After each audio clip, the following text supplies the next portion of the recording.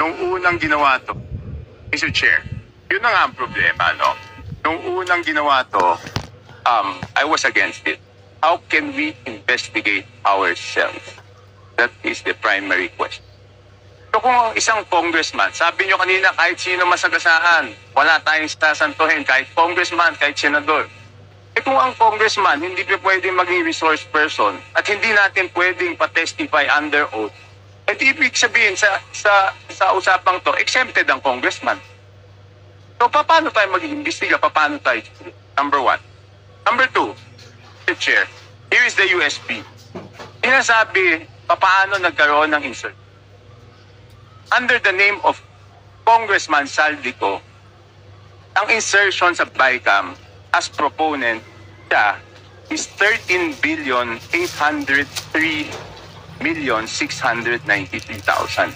And we do not want to invite him as a resource person. Mr. Chair, sorry. Comsec, can you show this? Para lang sabihin hindi ako Mr. Chair, with nagkwento. due courtesy. Wait, I have the floor. Yeah, i-correct I have ko the lang. floor. Yeah, but I have Mr. the floor. No, Mr. Chair. I have the floor. Just to, on the I have the record, floor. on the record, Mr. I Chair. have the floor. We did not refuse to I have invite. the floor. Mr. Chair, motion to suspend. Mr.